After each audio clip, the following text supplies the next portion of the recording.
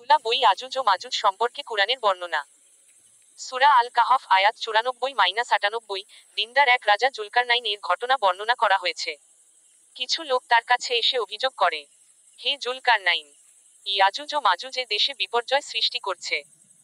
আপনি কি আমাদের জন্য একটি প্রাচীর নির্মাণ করে দেবেন, যাতে তারা আমাদের ক্ষতি করতে না পারে? জুলকারনাইন তখন একটি বিশাল লোহার প্রাচীর তৈরি করেন তাদের ও সেই জাতির মাঝে, যা আজ পর্যন্ত তারা অতিক্রম করতে পারেনি।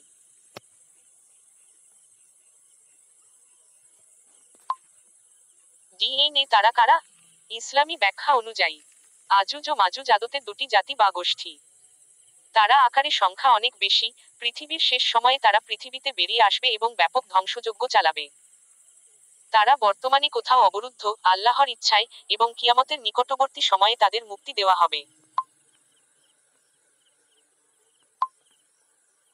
গ্লোব ইউরোপ আফ্রিকা দেখাচ্ছে তারা কোথায় অবস্থান করছে।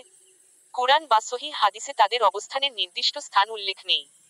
তবে বহু প্রাচীন ব্যাখ্যাকারী ও ঐতিহাসিকরা ধারণা করেছেন, তারা সম্ভবত ককেসাস পাহাড়ের কোনো অঞ্চলে বা মধ্য এশিয়া ও ইউরেশিয়া অঞ্চলে কোথাও অবরুদ্ধ। কেউ কেউ বলেন, এটি রূপক অর্থে হতে পারে।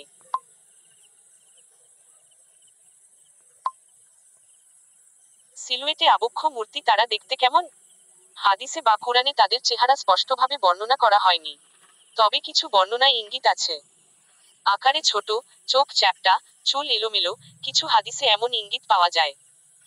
তবে এগুলো নির্ভরযোগ্য সব হাদিসে নেই, তাই নিশ্চিতভাবে বলা যায় না। কাবা রাসূল সাল্লাল্লাহু আলাইহি ওয়াসাল্লাম কি তাদের কাছে গিয়েছিলেন?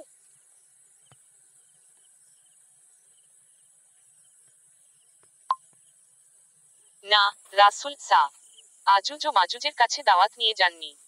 তাদের অবস্থান মানব জাতির বাইরে অবরুদ্ধ ছিল ও এখনো আছে। রাসূল কেবলমাত্র বাস্তব ও মানব সমাজে বিদ্যমান জাতিগুলোর মধ্যেই ইসলামের দাওয়াত দিয়েছেন। আগুন তারা কিয়ামতের সময়ে কি করবে? হাদিসে আছে, কিয়ামতের নিকটবর্তী সময়ে আল্লাহ তাদের প্রাচীর ভেঙে দিতে দেবেন।